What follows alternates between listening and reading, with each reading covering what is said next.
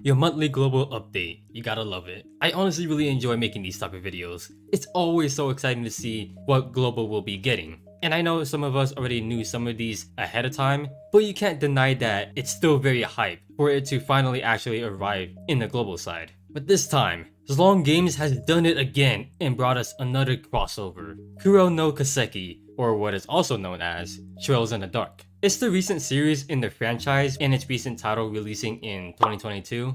With that being said, we'll be getting 3 of the characters from that series, and one of them being free from the event. So starting off, Agnes. She's this AoE attacker who can heal and support her teammates. Her factions are Glory, Princess, and Time. Her talent increases her int and defense if she has 2 more buffs. After doing damage, she's able to heal her teammates to whoever has the lowest amount of HP. Allies that are within 5 blocks of her are able to revive, but in doing so, they get some debuffs that lower their mobility by 2, reduce their damage dealt by 50%, and is silenced for 2 turns that cannot be dispelled or blocked. She can only allow her revive 1 time at 3 and 4 stars, but 5 and 6 stars, she can do it 2 times. That right there is what makes Agnes somewhat arguably broken, but stuff like that comes without a drawback. She does have a way to counteract that, but first, let's take a look at the other skills. Her 1C is an AoE that has a 1-turn cooldown that reaches 7 blocks long. So within that range, she can select a tile within that 7 blocks, and once she clicks on the tile, the AoE range will then be a ring. And if it hurts an enemy, then an ally within 2 blocks of her have the skill's cooldown reduced by 1 turn. That sounds really amazing. Her 2C is also an AoE that reaches 3 blocks wide and 6 blocks long. It deals more damage to mage and holy units that lowers their attack and int and magic defense. So this is going to be her harder hitting AoE. Then her 3C. The passive lowers this skill's cooldown by 1 turn when an ally triggers Brink of Death. The turn might be different for global, but who knows. She uses the skill on herself that reaches 4 blocks around her. It dispels 2 debuffs and gives her team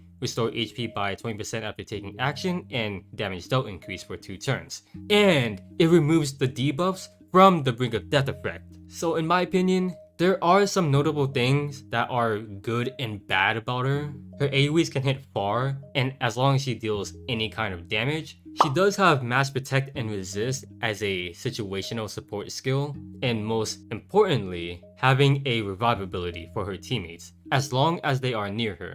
The only bad part about her is that her healing is somewhat inconsistent if she isn't running clock, so even then, the 3C is there to make up for it. But most of the time, you're usually saving that 3C just in case your teammate triggers her revive, so that way you can quickly remove those effects. Because those debuffs will mess you up. It's even worse because you are reviving for 1% of the HP. So any follow-up AoEs and fixed damage will kill you no matter what. So this character follows a strict type of comp. She's definitely going to really shine the best in a turtle and tank push comp. Because with Agnes, you have to play slow with her.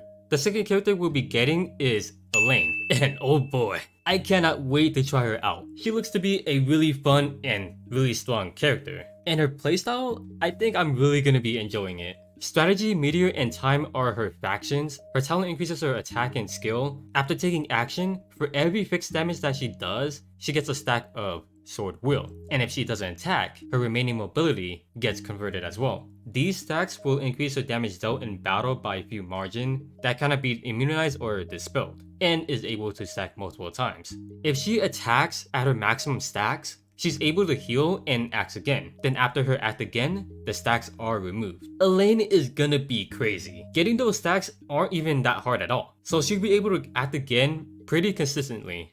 Her 1C is an AoE that disables the enemy's passive skills for 2 turns. Her 2C is also an AoE that dispels 1 buff and lowers their attack and int but reaches 3 blocks long and around. She has another 2C that is a single target that reaches 2 blocks away, where you can deal fixed damage before and after battle. Definitely gonna really help her a lot so that she's able to get her stacks much more quicker.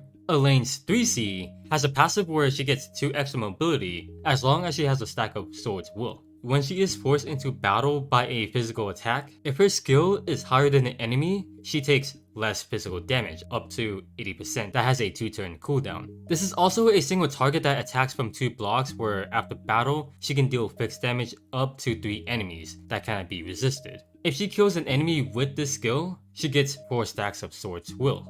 Okay, so the only thing that I'm a little confused about is her passive, where it says up to 80% of taking less physical damage. Now I might be looking into it too much right here, so I would guess that it's based on the skill gap that depends on how much is reduced. Other than that, I really like that she has AoE skills. The 3C itself is alright, definitely not bad though, of course the passive being really huge for her.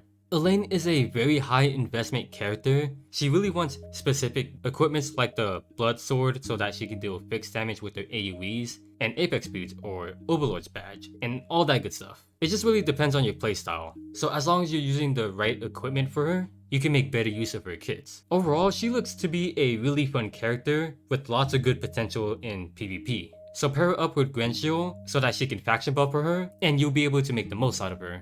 The last character we'll be getting is Vaughn. You are able to get him for free from the Farmable crossover event. He's part of the protagonist, Euless, and Time faction. His talent inflicts continuous raid after dealing damage for 2 turns that stacks 3 times. When the enemy already has this effect, the turn duration is refreshed. So when entering battle with this effect, for every stack of this effect, his stats are increased and is able to heal as damage dealt. I feel like that heal amount is very weak compared to nowadays self-healers. If it was maybe 20% or 30% at 6 stars, then yeah, I wouldn't really mind it as much. His 1C gives him boost and precaution upon using this that lets him act again, and buffs on him do not lose their turn duration. Those are weird buffs. For him to have boost, it only gives him 7% attack only when entering battle. Same thing with precaution, but it gives 12% defense. I don't know why that they decided to give him those. Like, why not just give him 20% attack and defense?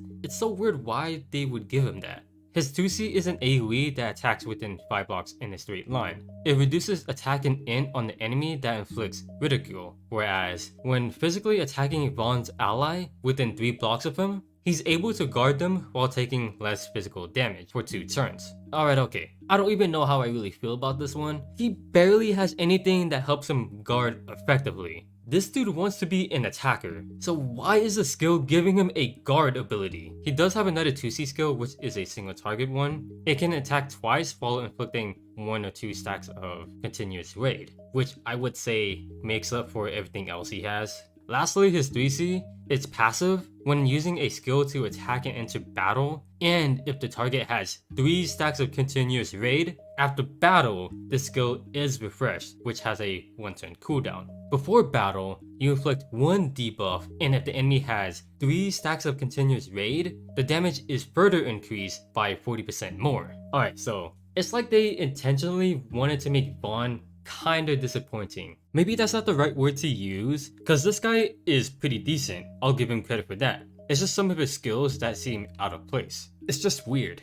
His 1C is an act again, which is very good, but what the hell are these buffs? They just seem so random. His AoEs, one of them just lacks the range, while the other one is just not worth it for what it does, but has a pretty good range. So you're better off relying on his other skill so that you can apply more of his talent stacks. He also has Air Slash too, but what sounds great to you? Having Air Slash for better reach, or his unique one so that he has a better chance of relying on its effects, which will help his 3C by a large margin, so that you are able to spam it, since this guy really relies on those talent effects. And also, it doesn't say anywhere that it cannot be immunized or be dispelled on here, so that's even worse for him. If it can be dispelled, or if he can't even apply them at all. So yeah, that part is what I'm really worried about for this character. 2 new soldiers will be arriving, and it will be the last batch of soldiers until further notice. The first is a cavalry. Attack and defense are increased when in battle. If there are no other enemies within 1 block of the target, their attack is further increased. The second is a lancer. Their attack is increased and is able to counter when being range attacked while taking less physical damage. These batch are really good. Especially the cavalry, as long as you're spacing properly, you'll be able to hit really hard. Outlancers, I would say, are balanced. And I don't think that these guys have a range limit too, when counterattacking seems like, so that's pretty amazing. For the new exclusive we'll be getting, one of them is for Oboro, that gives more HP. When he uses Focus Element, the skill that lets him transform into a dragon, if he has a faction buff, then he gets a extra stack of Dracomorph, and his damage taken and reflect damage are reduced in battle. If you guys are still using Oboro, 100% give this to him. He can set up so much faster and will have a hard time dying. This will improve his gameplay by a lot, since him having to set up has been a big issue for him. So with this, we may start seeing him make a comeback, as long as he has someone to faction buff for him. The second exclusive is for Liana, also more HP. When she uses her Act Again skill, it increases the target ally in int for 2 turns, and when she summons her Sky Archers, its stats are improved and has a additional skill, Prayer. Another amazing exclusive I would recommend, it gives her more sufficient support, although I would say that the Sky Archer is a bit of a weird one. But at the same time, I don't really mind it since it's giving her more situational options. Most of the time though, I feel like you wouldn't even run Sky Archers since her Act Again is way too good to not have, and her 3C being insane as well. For the new 4 casting skills that we got, first up is for Omega. More skill increase, and when using a skill to enter battle, soldier range is increased and his own damage dealt. Omega just seems to keep on finding more ways to keep on increasing his skills. This one is fantastic, you get more damage and that skill range, although isn't really necessary for regular content, somewhere like in PvP is where he'll take full advantage of this. Second is for Noemi, 5% more int, and when her 3C is in effect, every time she enters battle to do damage, it reduces the cooldown of her 3C by 2 turns. Not sure how many people uses Noemi these days, but if you're one of those people, you gotta get this. As long as she has her 3C up, she'll get +2 range, while also having some other great effects. So just be sure to have Noemi in a position where she'll always be attacking, so that she can always keep on activating it. The third one is Liffany, also more int. Her 3C will apply a command effect on the selected target where enemies around that target have their mobility lowered by 1 for 2 turns. This was something that Liffany really needed. It was able to group up enemies together, but they would easily get away from it. So her having this will help the situation a little bit better. I'm really glad that they saw this and did something about it to make it even better. The fourth and final one is for Maiya, 10% more int. Her 3C can be used on the enemies or her teammates within 3 blocks. It will dispel 1 additional buffs on the enemy while dispelling 1 more debuff for your team. So yeah, Maiya casting skill is whatever. Not bad, but it's alright I guess. Just a small improvement that might be hardly even noticeable. For new banners, the only one I'm seeing is the custom equipment banner. I guess it could be nice to pull on to get some of the rare equipment, but I honestly save those resources for better characters. That's what I do at least. I'd rather test my random luck doing the dragon stage so that I can save for the upcoming characters. We got a new component called Thxs, which should mark our 7th one on the global side. He's a physical component whose talent allows 1 stack of Shudder when your team gets a crit. If the target has 2 stacks, they will receive fixed damage and removes them while applying Flaw. So the next time that enemy is attacked, the chance of them being crit is increased by 100% and takes 10% more crit damage. Not bad, right? But the problem with using this component is that crits are random. Stacking with this component will be annoying to ensure that it brings out the most of its damage. Its first skill ignores guard that increases crit damage by 20% and will apply flaw after battle. Its second is a command where if you use a active skill to get a crit, the cooldown of that skill is reduced. Then the third skill is also a command that increases crit damage and lets you be immune to passive skill disabled. You can summon tier within 5 blocks of your team that deals damage to enemies within 3 blocks of it. And to get more energy for it, you have to crit or kill the enemy. Okay, so this component doesn't sound as bad as it looks to be. As long as you get 2 stacks, tier will make use of its fixed damage, which is fine to account for how random crits are. The flaw effect where you can 100% of the time crit that enemy is really only good on enemies with lots of HP. Won't be as good on other enemies if they aren't able to take hits. So that's where I feel like that this component will make the most of its abilities. Something like an Ancient Beckoning is something that I could see this component being used there.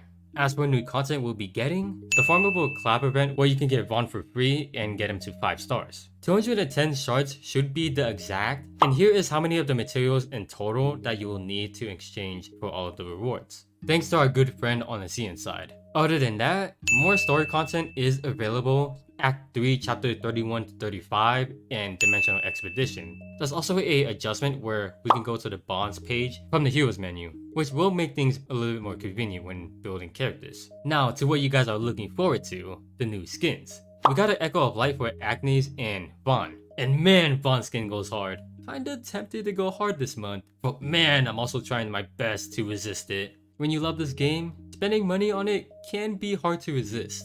There's this Epsilon Season 13 Champion skin. I always somehow forget to include these. For Global Season 13, it's still going on right now and we're not even in the playoffs yet. So most likely I will include this skin again on the next month we should be getting it. Then for the Macho Lotto, a skin for Oboro. There is the Mask Makes Soldier skin that I only found out recently. And something interesting that I wanted to share is the pudding skin for the Heavy Infantry. The way how Global and CN obtained them was made different. For Global, all we had to do was farm the Secret Realm stages to get an item so that we can use them in a Macho Lotto-like event. Whereas with CN, you had to collect puzzle pieces. Global always likes to do their own thing. That doesn't just apply to Langrisser, but in other gacha games as well. So that's why there are times where I can't say for certain about a lot of things, or something unexpected comes up.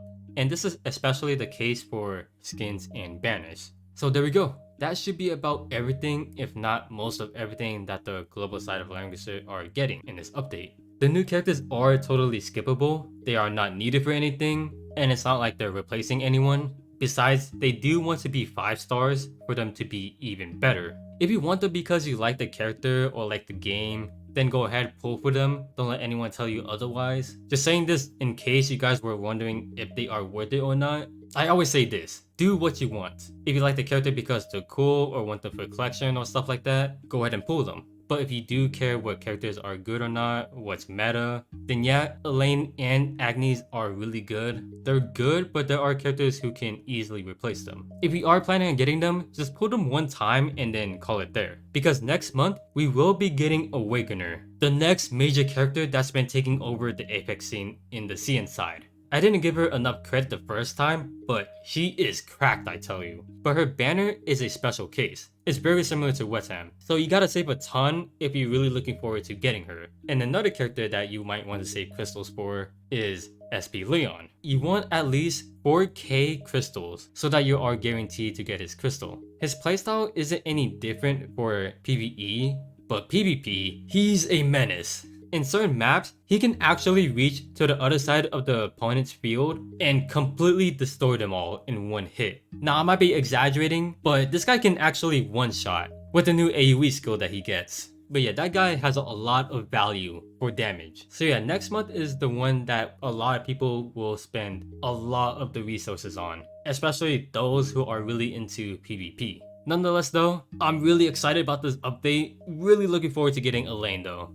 I absolutely can't wait to start using her in the next season. My plan is to just pull both of the characters one time and then I'm done. So hopefully I'm lucky, but once she is ready when I get her, I'ma start shredding with that woman. Man, I'm so hyped. But yeah, feel free to let me know down in the comments what you guys are looking forward to in this crossover. And yeah, thanks for watching. Your fellow Z.